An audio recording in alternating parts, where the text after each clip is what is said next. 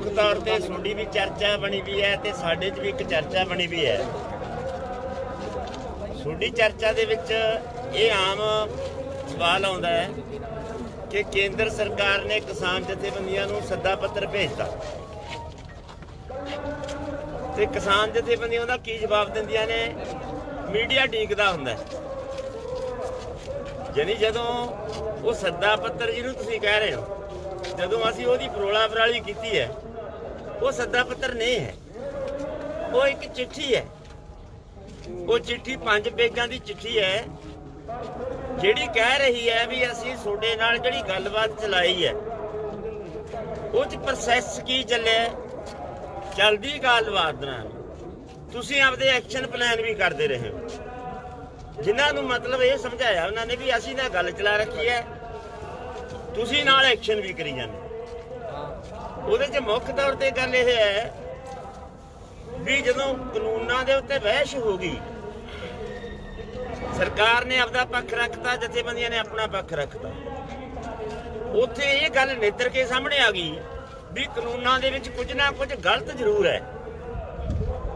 वो ਜਿਹੜੀਆਂ ਲਾਈਨਾਂ गलत ने वो ਲਾਈਨਾਂ ਤੁਸੀਂ ਕਢਵਾ ਸਕਦੇ ਹੋ। ਜਿਹਨੇ ਅਮੈਂਡਮੈਂਟ ਦੀ ਗੱਲ ਆ, ਉਹ ਅਮੈਂਡਮੈਂਟਾਂ ਕੀਤੀਆਂ ਹੋਈਆਂ ਵੀ ਦੱਸੀਆਂ ਨੇ ਕਿਹੜੀਆਂ ਅਮੈਂਡਮੈਂਟਾਂ ਉਹਨਾਂ ਨੇ ਕੀਤੀਆਂ। ਜਿਹਨੇ ਹੋਰ ਵੀ ਕਹਿੰਦੇ ਨੇ ਵੀ ਹੋਰ ਕਰਾਉਣੀਆਂ ਨੇ, ਹੋਰ ਵੀ ਕਰਾ ਲਓ।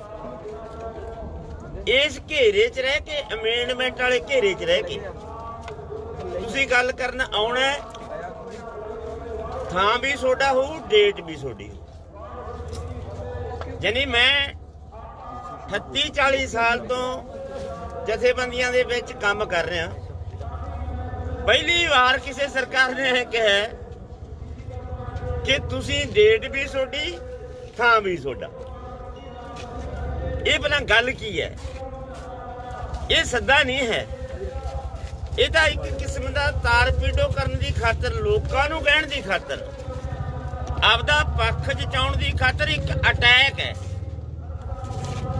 असीं ऐ समझते हाँ भी लोगों नूं, आम जिहड़े लोग बाहर बैठे ने घोल तो, जां मीडिया जिहड़ा उन्हां दा गोदी मीडिया है, वो मीडिया ये गल प्रचार करदा भी सरकार तां किसानां नाल गलबात करन वास्ते तैयार है ते किसान भी नहीं जा रहे। आ देखो जी चिट्ठी सद्दा पत्र दा गया, उन्हां दा जवाब ही नहीं कोई आ रहा। असल च सरकार अमेंडमेंट करने दे वास्ते जे कोई चर्चा करनी है फिर तरीक भी दे दो, थां भी दस दो।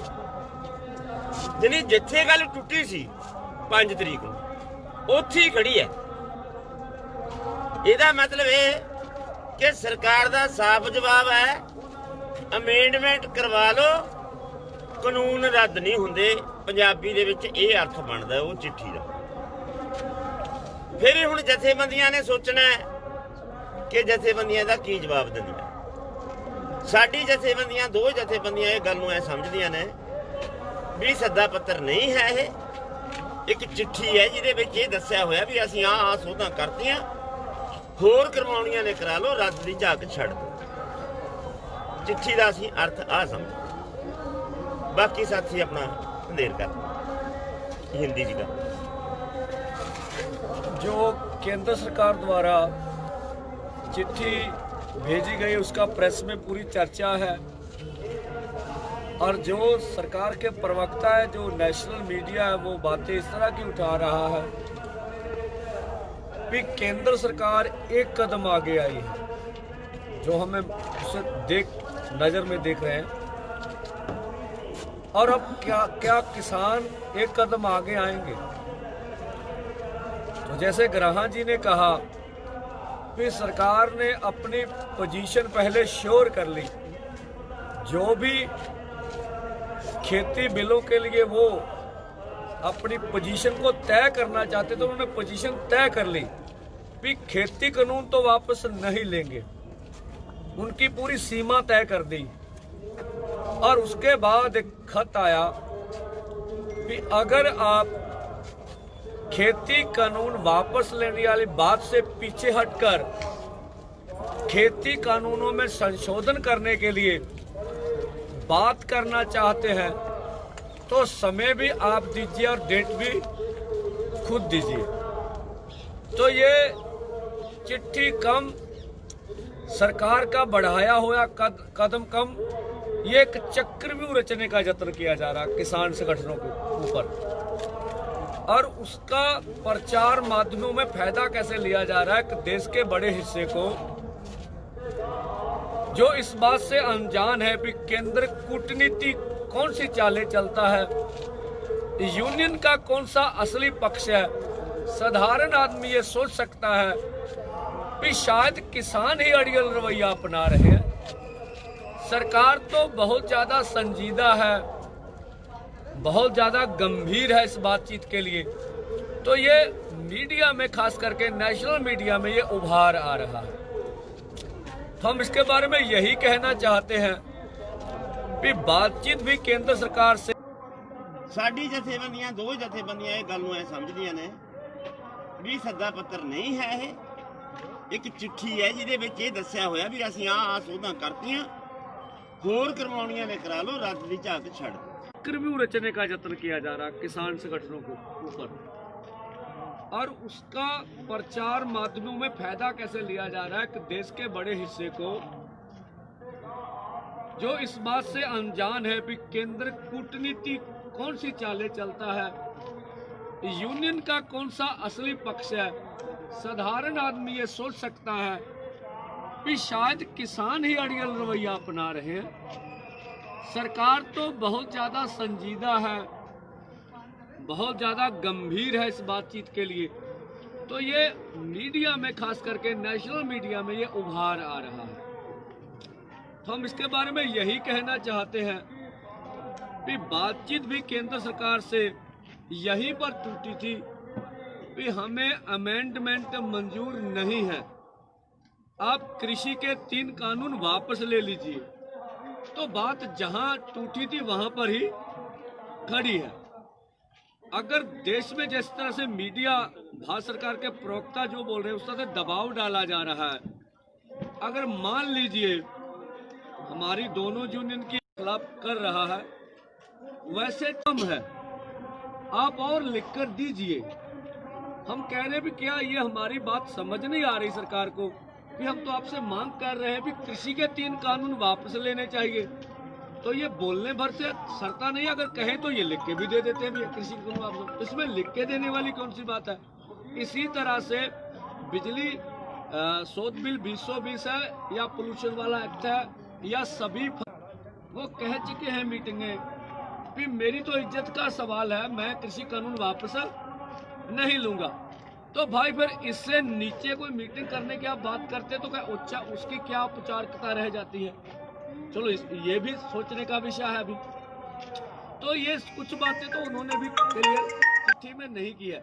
हमारे ऊपर चक्रव्यूह किस तरह से बनाया जाए, तो आम लोगों को जो केंद्र सरकार की भूमिका है वो अच्छी तरह से कैसे बतलाई जाए, और किसान लीडर्स को जो है वो अड़ियल कैसे बताया जाए, ये कहने की कोशिश करी गई है। ऐसा कुछ भी नहीं है। तो एक सीधी सी बात है कि कोई फरियादी होते हैं, मांग करने वाले, हम मांग करते हैं ना, हुक्म तो नहीं देते। फरियादी 1 महीने से आपके दरवाजे पर बैठे हुए हैं और लगातार मांग कर रहे हैं। फरियादी भाई क्या अड़ियल रवैया करेंगे। अब राजा जी तो सुनते नहीं है, तो आदमी आपके माध्यम से, अगर भारत में कोई लोकतंत्र है तो भाई हमारी बात सुनिए। तो इन कृषि कानूनों को वापस लीजिए जहां पर बातचीत अटकी हुई है। यही है हमारी प्रतिक्रिया।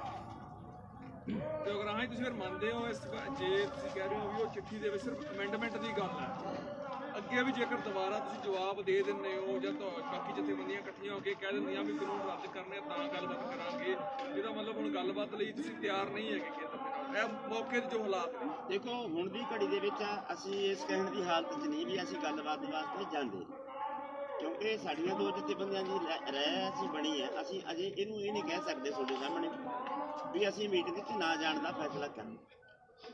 ਜੇ ਅਸੀਂ ਮੀਟਿੰਗ ਦੇ ਵਿੱਚ ਜਾਣਾ ਹੈ ਤਾਂ ਅਸੀਂ ਕੀ ਬਣਾਉਣਾ ਹੈ, ਇਹ ਅਸੀਂ ਸਾਂਝੀਆਂ ਜਥੇਬੰਦੀਆਂ ਨਾਲ ਮੀਟਿੰਗ ਕਰਨੀ ਹੈ ਤਾਂ ਕੀ ਗੱਲ ਕਹਿਣੀ ਹੈ।